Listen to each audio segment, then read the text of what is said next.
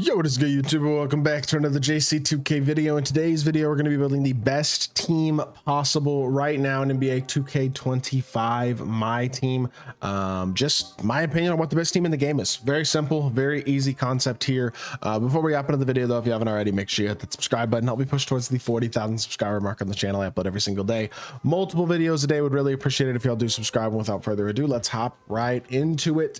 And we'll start with the starting point guard position, which I think is pretty obvious. I do think SGA is definitely the best point guard in the game, in my personal opinion. 6'6" with 6'11" wingspan, obviously basically perfect stats and badges as a 100 overall, and then of course has got his own release on very quick, which I think is a very good jump shot. He's got Pro 2 fade, which is arguably the best fade in the game, and he's got a very good upper, which makes that fade even smoother and easier. Darius Garland dribble style, best dribble style in the game. Francis size up, best size up in the game. Kemba escape might not be the best escape in the game, but it's certainly top 3. And then SGA is behind the back, which isn't insane,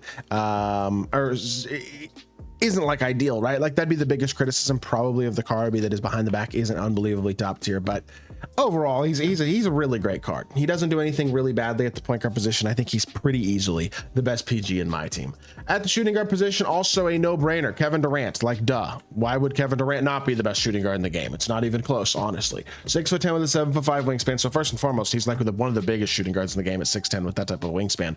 But additionally, he's got 99 speed, well, 99 everything obviously, and then 12 base legend badges. Legend, Deadeye, Limitless, Set Shot, Shifty, Slippery, Handles for Days, Impeccable, Challenger, not to mention every single other badge on Hall of Fame. And again, basically the best animations in the game. DG dribble style, Francis size up, Steph escape, Trey behind the back. His own fade is really good. His jumper's insane, especially with a different base. Like, he is just a ridiculous card. These two cards are insane to start off the lineup, and trust me, it doesn't get any less insane. As we get to the small forward position, unsurprisingly, this is Giannis Antetokounmpo, the other invincible card that is currently in the game. I'm sure we'll get another one here on Friday, but Giannis is 6'11" with a 7'4" wingspan. He's got legend posterizer, rise up, lightning launch, brick wall, immovable interceptor, on ball menace, paper patrol, and post lockdown, and of course every stat on 99, every badge on Hall of Fame besides that. And jumper is Jarrett Culver base, KCP upper on very quick, which is insane.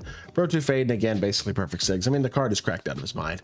These are the two best cards in the game, arguably, in KD and Giannis, and I'm absolutely both no-brainers for those positions. Wilt Chamberlain is who I'm gonna have at the 4. I just think Wilt being 7'1" with an 8-foot wingspan, and again, all 99 stats, of course, and also his jumper is amazing. I feel like he's basically a better Shaq, and I think in a team that has this much like perfection in terms of sigs and animations with guys like KD and Giannis and cards like that in your starting lineup, do you really need a scorer at the 4? No, not really. And so Wilt Chamberlain is just going to be an awesome spot up with a super fast jumper. He's going to be an incredible defender with elite level size, elite level player build, and really good animations. I think he is an absolutely awesome card, and for me, easily the starting power forward on this team. And then the center position is also a no-brainer. Yao Ming, KD, Giannis, and Yao were always going to be the starters of their positions. No debate there whatsoever. Yao at 97 speed, 97 agility, 98 3 ball, and then 99 stats basically across the board. Besides that, again, is absolutely cracked out of his mind.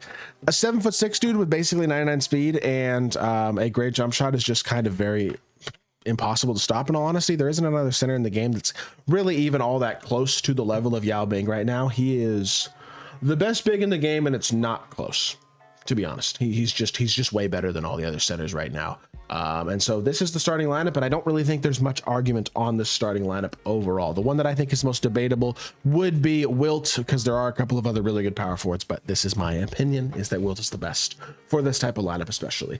MJ is the backup point guard, in my opinion, definitely the second best point guard in the game. I think as Shea is probably pretty clearly the best point guard in the game, MJ is probably pretty clearly the second best point guard in the game. 6'6" with 6'11" wingspan, again, those 100 overall stats and badges.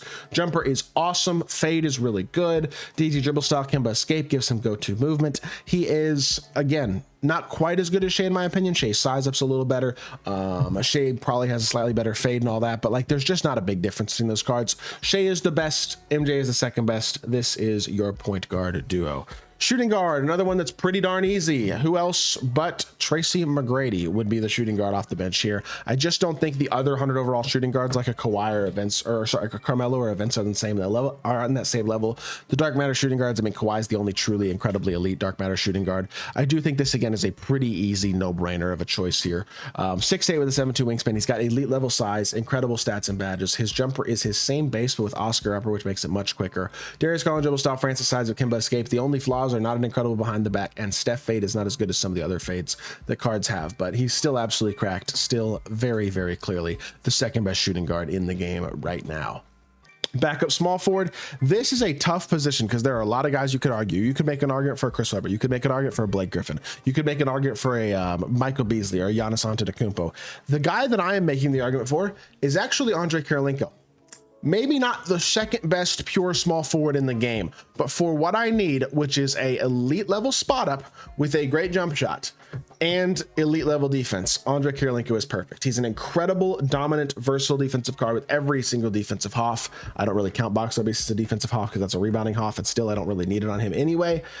He's got HOF posterizer, Deadeye, Limitless, Set Shot, Shifty, Handles for Days, Lightning Launch, Dimer, and by the way, one of the best jumpers in the game. I mean, Matt Ryan's base is the same base that that MJ has, except honestly, I kind of like it better on AK, to be totally honest with y'all. His upper makes it feel like a base 98 from previous years. Jalen Green dribble style trade escape gives him a little bit of movement if you need him to do some shot creation. He definitely can, but he has one of the best jumpers in the game, and he's an elite level defender. And to me, that is the skill set that I need at my small forward position when I can surround him with this much scoring ability. And speaking of scoring ability, backup power forward Tim Duncan, probably the best pure power forward in the game, just in terms of like his ability to score the ball and do everything on the court. 6'11" with a 7'3" wingspan, the 100 overall stats and badges as per normal. Releases KPJ base, Tim Duncan up run very quick, and he's got DG dribble style, Steph size up, Kemba escape, Trae Young behind the back, all elite level SIGs. He is awesome, and he is the best shot creating power forward in the game, and it's really not even all that close. The only flaw that I would say this card has, if you consider it a flaw, is that he's not like 7'1" or 7'2". He's only 6'11", and when your biggest flaw is that you're only 6'11" at power forward, that's a pretty small flaw. The card is absolutely cracked. And then at the backup center position, again, this one shouldn't come as a big surprise either. Victor Wembanyama, the only well, I was gonna say the only non-100 overall on this list. That's not actually true. AK is the only dark matter.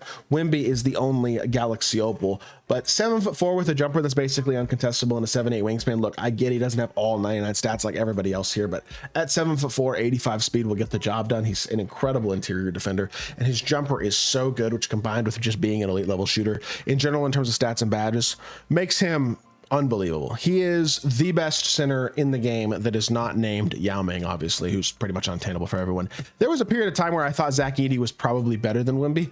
I was wrong. Wemby's the better card, and I think Wemby is still the best center in the game for us normal folks out there who can't afford Yao Ming. And so this is the team. In my opinion, the best team you could possibly build right now. Do you agree with me?